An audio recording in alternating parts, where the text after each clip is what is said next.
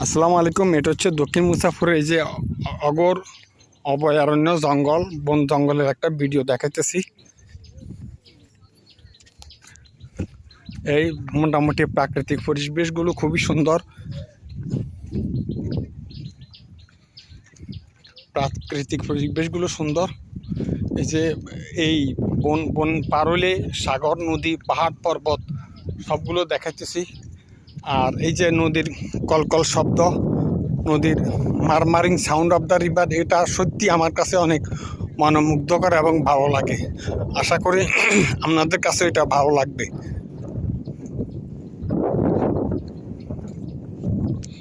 এই যে অসংখ্য দর্শনার্থী পর্যটক।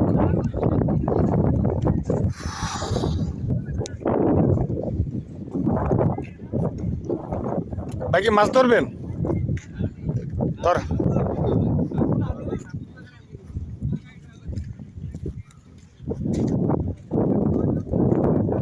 দেখতে খুবই সুন্দর এবং মনোমুগ্ধকর।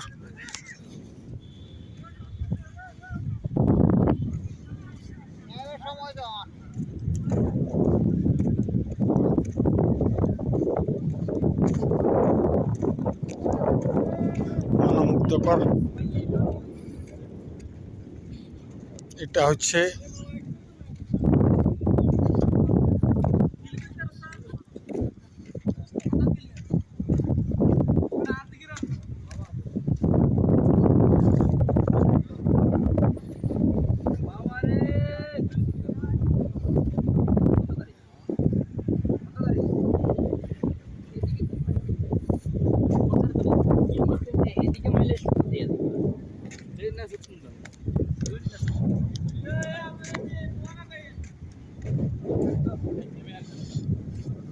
এই যে একেবারে এটা হচ্ছে একদম সমুদ্রের কাছাকাছি, একদম সাগরের কাছাকাছি।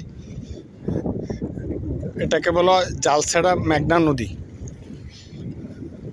এটা যখন জোয়ার আসে তখন বর্তমান যে পানির অবস্থান, যে লেয়ার আছে, এই লেয়ার থেকে প্রায় 10-12 হাত উপরে উঠে যায়। যে পর্যটকরা এখানে আসে, খেলাধুলা করতেছে, ফটো উঠাইতেছে, গোসল করতেছে। এই নদীর পানি খুবই ভালো। এই নদীর পানি লবণাক্ত। এই নদীর পানিতে যদি গোসল করে তার চুলকানি, খাজলি যা আছে সব ভালো হয়ে যাবে।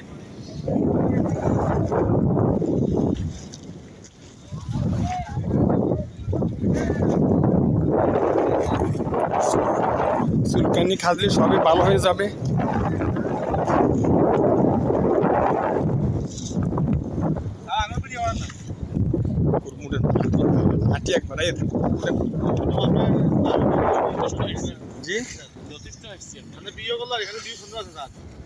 তো মাওলানা সাহেব কেমন আছেন?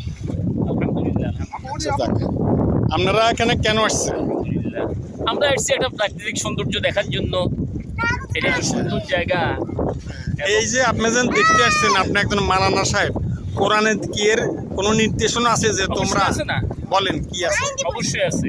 একটা দুটা কোরআন আয়াত বলেন। আল্লাহ তাআলা বলছেন সিও ফিল আরদ ফানজুরু কাইফা কানা আকিবাতুল মুকাজ্জিবিন। মাশাআল্লাহ। তোমরা জমিনে ভ্রমণ করো এবং অপরাধীদেরকে আল্লাহ তাআলা কি ধরনের শাস্তি দিয়েছেন এটা তোমরা প্রত্যক্ষ করো। তাছাড়া এগুলি আল্লাহর বিভিন্ন নিয়ামত। সূরা রহমানের মধ্যে এই বিষয়ে অনেকগুলি কথা বলা হয়েছে যে ভাবিয়া আলাই রব্বিকুমা তুকাজ্জিবান। আল্লাহর এই দেয়া নিয়ামতগুলি তোমরা কোনটা অস্বীকার করবে? যেদিকে আমরা তাকাবো সেদিকে আল্লাহর এক নিয়ামত।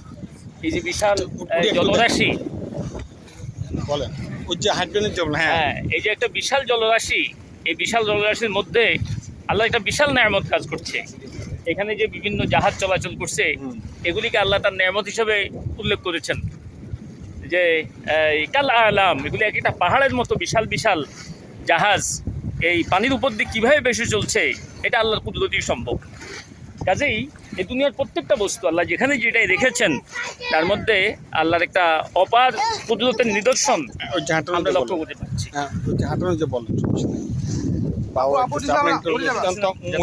মূল্যবান আছে। হ্যাঁ, তো এই জন্যই মূলত আমরা সুযোগ পেলেই প্রকৃতির বিভিন্ন দৃশ্য দেখা, আল্লাহর কুদরতের অপার নিদর্শনগুলিকে প্রত্যক্ষ করা এবং এগুলি স্মরণে এনে আল্লাহ তাআলার প্রতি আমাদের কৃতজ্ঞতা প্রকাশ করা, এটা আল্লাহর বান্দা হিসাবে আমাদের দায়িত্ব।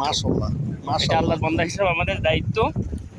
আর তাছাড়া আসলে আমাদের এই দেশটা যে কত সুন্দর করে আল্লাহ রাব্বুল আলামিন তৈরি করছেন, এই যেখানে আমরা জন্ম নিয়ে নিজেদেরকে গর্বিত মনে করি, নিজেদেরকে ধন্য মনে করি, এই জি, এত সুন্দর জি, জি। দৃশ্য পৃথিবীতে বহু দেশে আল্লাহ তাআলা রাখেন নাই।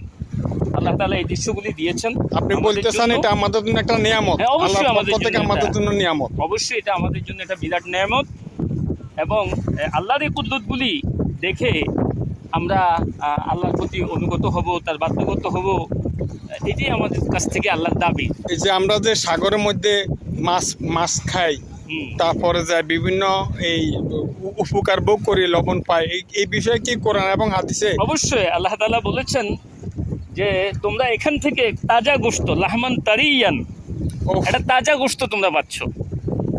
যে গোশতটা আসলে বাস্তবে আমরা যদি বিবেচনা করি, তাহলে আমরা দেখবো যে স্থলভাগে আমরা যে সমস্ত বস্তুগুলি খাই, গোশত জি, খাই, জি, এর চাইতে সমুদ্র আল্লাহ রাব্বুল আলামিন এর চেয়ে তো অনেক বেশি আমাদের জন্য খাবারের ব্যবস্থা করেছেন, গোশতের ব্যবস্থা করেছেন, তাজা মাছের ব্যবস্থা করেছেন, যে মাছগুলি নানা প্রজাতির, বিভিন্ন ধরনের, বিভিন্ন স্বাদের, বিভিন্ন গন্ধের, আমাদের জন্য এটা একটা রসনা বিলাস।